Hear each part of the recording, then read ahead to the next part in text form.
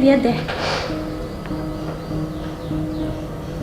Wah, aku harus buruan nge-share nih ke grup keluarga biar jadi yang paling update. Hah? Yang bener aja. Padahal kan saya udah vaksin 3 kali. Dari mana ya Siti dapat beritanya ya? Valid nggak ya? Mending dicek dulu sih. Stop Siti. Kamu dapat beritanya dari mana? Jangan sampai kamu nyebar hoax ya. Apalagi kita tuh ASN. Selain jabatan kita dipertaruhkan, kita harus mengikuti kebijakan dari pemerintah untuk tidak menyebarkan hoax. Loh, kenapa sih? Di sini kan disuruh nge-share. Ntar kalau ada apa-apa gimana? Justru itu, bisa jadi itu hoax. Jangan asal share. Loh, yang penting kan nge-share. Aku harus jadi yang pertama yang nge-share di grup keluarga. Bayangin deh, berita yang kamu dapetin itu ternyata adalah berita palsu. Tentu ada dong pihak-pihak yang dirugikan. Walaupun sumber informasinya bukan berasal dari kamu, tapi kamu bisa ikut terlibat dalam menyebarluaskan berita palsu. Di undang-undangnya sendiri udah ada loh peraturan yang mengatur tentang penyebaran berita yang belum jelas informasinya, apalagi hoax. Di pasal 28 ayat 1 Undang-Undang Nomor 11 Tahun 2008 tentang Informasi dan Transaksi Elektronik atau yang biasa kita kenal dengan UU ITE, melarang setiap orang dengan sengaja dan tanpa hak menyebarkan berita bohong yang dapat mengakibatkan kerugian konsumen dalam transaksi elektronik. Bahkan ada ancaman hukuman denda dan juga pidananya loh. Apalagi kita ASN. Kita bisa terkena pelanggaran disiplin ASN. Selain itu, hoax juga bisa memicu perpecahan antar kelompok satu dan juga kelompok yang lain atau individu satu dan juga individu yang lainnya. Nah, dari perpecahan ini bisa timbul berbagai macam masalah, mulai dari perselisihan, permusuhan, bahkan saling serang. Padahal kita harus ingat, tugas dan fungsi kita sebagai ASN itu apa? Menjalankan kebijakan pemerintah, pelayanan publik, dan juga mempererat persatuan dan kesatuan bangsa. Wih, kalau gitu ngeri juga ya. Terus gimana caranya menghindari berita hoax? Kalau itu gak usah bingung.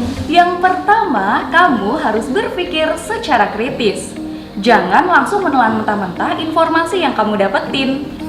Terus yang kedua, cermati judul dan juga isi beritanya. Biasanya berita hoax itu memiliki beberapa ciri-ciri, mulai dari menggunakan kata-kata yang provokatif, menggunakan kalimat yang sensitif bahkan mengandung unsur sara, menggunakan tanda tanya bahkan tanda seru.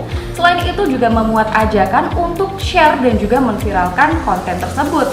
Gak hanya itu saja, berita hoax juga bisa menggunakan kalimat yang menyudutkan suatu golongan atau individu tertentu. Nah Siti, sekarang coba cek deh di pesan yang kamu dapat. Ada nggak ciri-cirinya?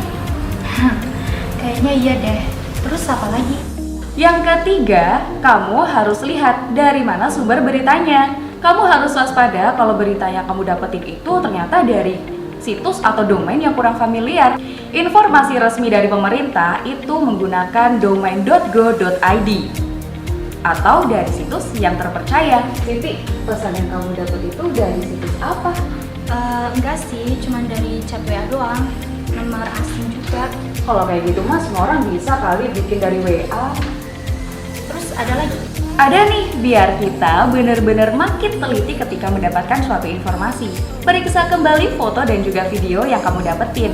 Kamu bisa menggunakan Google Search Image atau Yandex Image atau Duplicata.com untuk mengecek sumber dan juga relevansi gambar. Lalu, cara yang keempat adalah dengan memeriksa fakta yang kamu dapatkan.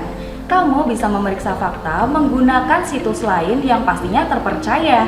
Cara yang kelima yaitu kamu bisa memeriksa keaslian berita atau informasi yang kamu dapatkan menggunakan aplikasi. Kamu bisa mengikuti grup diskusi anti-hoax atau menggunakan situs cekfakta.com, turnbackhoax.id, atau menggunakan aplikasi dari Hoaxbuster Tools dari Mavindo. Ingat, cek sebelum nge-share, saring sebelum share, sabar sebelum sebar. Wah, berarti ini hoax ya? Kalau kamu ragu atau udah jelas itu hoax, udah stop, sampai di kamu aja. Jangan diterusin, jangan dikomen, apalagi di-share. Nah, tugas kita sebagai ASN ketika mendapatkan berita hoax, kita juga bisa lapor loh di www.lapor.go.id. Nah, di website tersebut sebelum kita membuat laporan, kita juga harus membuat akun pelaporan. Jadi valid datanya. Oh, ternyata gitu ya. Makasih ya infonya. Ngomong-ngomong, lapar nih. Makan yuk. Ayo.